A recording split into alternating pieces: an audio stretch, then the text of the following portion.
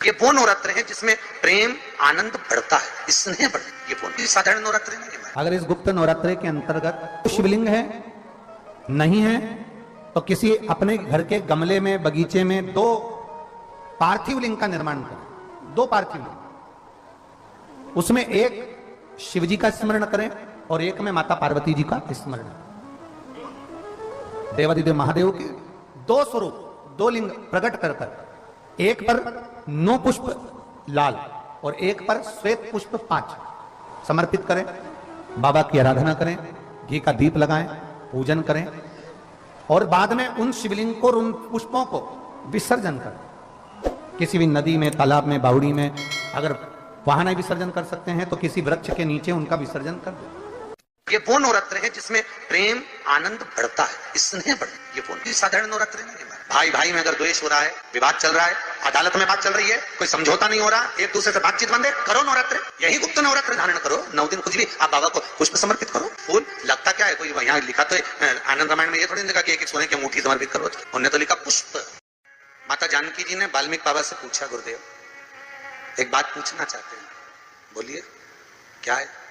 बात ये पूछना चाहते हैं गुरुदेव, मेरे प्रभु को देखे हुए बहुत समय हो गया, मेरे बच्चे भी मेरे पति को, मेरे प्रभु को नहीं देख पाए। गुरुदेव अगर कोई पूजन ऐसी होती हो जिस पूजन से मेरा पति का मुझे दर्शन हो जाए या मेरा पति मुझे मिल जाए, एक बार उनका दीदार हो जाए, जो मुझे देखे नहीं है बहुत दिनों से, ना मैंने उनको देखा है, एक बार दीदार हो जाए, एक बार वापस मिलन हो जाए। जिस व्यक्ति का कोई कार्य सिद्ध नहीं हो रहा है, कोई कार्य अटक गया है, मिलन नहीं हो रहा है, कोई अदालत तक में बात पहुंच गई है और मालूम पड़े संबंध टूटने वाला है, लग रहा है कि ये ससुराल वाले नहीं रख रहा है या लग रहा है कि ये संबंध हमारा खराब होने वाला है, उस व्यक्ति को ये व्रत 9 दिन के धारण कर लेना चाहिए, जो माता जानकी जी ने वाल्मीकि बाबा से पूछकर करा था, जो माता सीता जी ने वाल्मीकि बाबा से पूछकर करा था। तो वाल्मीकि बाबा ने कहा, जानकी अरे सीते सुनो, एक व्रत है, एक उपवास है, एक व्रत है, एक साधना है, अगर वो तुम कर लोगी 9 दिन तक तो ये पक्का है कि तुम्हारे पति का दर्शन तुम्हें हो जाएगा, तुम्हारे पुत्रों को भी तुम्हारे पति का दर्शन हो जाएगा, उनके पिता का दर्शन। ठीक है, क्या उपाय? कहा शिव मंदिर में जाइए, पहले दिन 9 फूल कमल के हों, जो मिल जाए, परंतु एक जैसे फूल होना चाहिए। ये नहीं कि आज तुमने गुलाब का चढ़ाया, कल कमल का चढ़ा दिया, परसों गेंदा का चढ़ा दिया, नरसों चमेली का चढ़ा दिया, फिर रात रानी का चढ़ा दिया, ऐसे फूल ना चढ़ाए। एक जैसे फूल 9 दिवस तक। सीते हे जानकी, हे पुत्री, शिव मंदिर में जाकर अपने पति का स्मरण कर कर, कार्य का स्मरण कर कर 9 फूल प्रथम दिन घी का दिया लगाकर आप भगवान शंकर को कामना कर कर समर्पित करती हो। दूसरे दिन वही फूल दुगने हो जाना चाहिए, 18। तीसरे दिन फिर 9 जोड़ लो, 27, फिर 9 जोड़ लो, फिर 9 जोड़ लो, जोड़ते जोड़ते 90 दिन 81, कितने हो गए? ऐसे पुष्प शंकर भगवान को समर्पित करना। 10वां दिन होगा, पुत्री शिव कृपा करेंगे और तुम्हें अपने पति का दर्शन जरूर होगा। कर सकती हो? सीता जी बोली, कर तो लूंगी, पर दिक्कत एक है। क्या?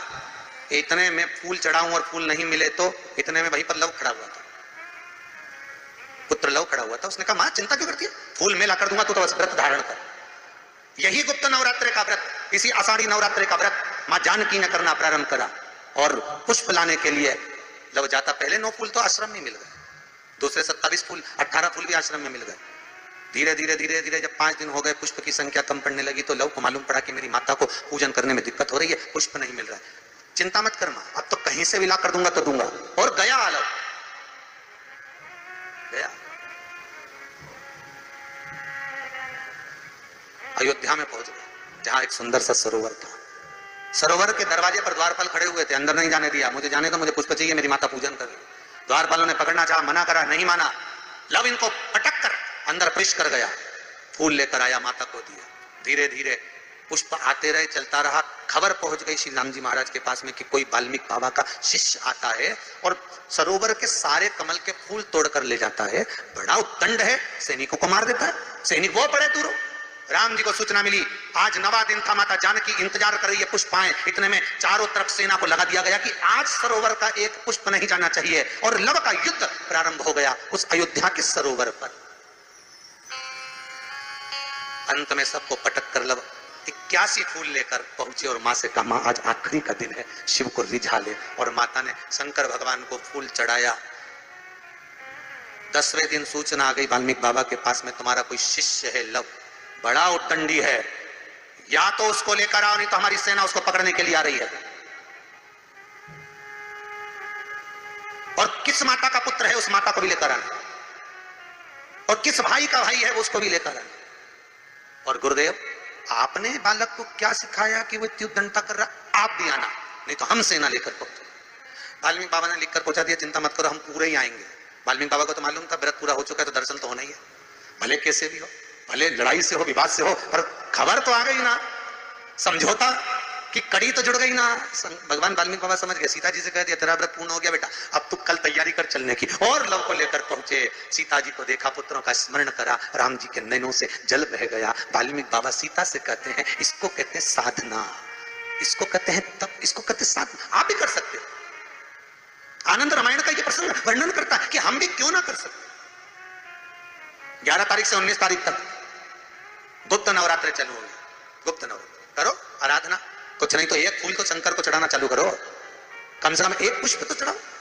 जिसको लगता है कि मेरे परिवार में कोई दूसरा व्यक्ति हस्तक्षेप कर रहा है, या मेरा पति किसी पर नारी के साथ में रह रहा है, या नारी किसी पर पुरुष के साथ में रह रही है, तो माखन थोड़ा सा प्रतिदिन मां जगत जननी के मंदिर में अवश्य समर्पित करें। 9 दिन तक समर्पित करोगे, कैसा भी दोष होगा, कैसे भी ग्रह होंगे, वो सब हट जाएंगे और जीव आपका हो। ये वो नवरात्र है जिसमें प्रेम आनंद बढ़ता है, स्नेह बढ़ता है। ये वो नवरात्र, ये कोई साधारण नवरात्र नहीं। भाई भाई में अगर द्वेष हो रहा है, विवाद चल रहा है, अदालत में बात चल रही है, कोई समझौता नहीं हो रहा, एक दूसरे से बातचीत बंद है, करो नवरात्र, यही गुप्त नवरात्र धारण करो। 9 दिन कुछ भी आप बाबा को पुष्प समर्पित करो, फूल लगता क्या है, कोई यहाँ लिखा तो आनंद रामायण में ये थोड़ी लिखा कि एक एक सोने की अंगूठी समर्पित करो, उन्होंने तो लिखा पुष्प, केवल पुष्प,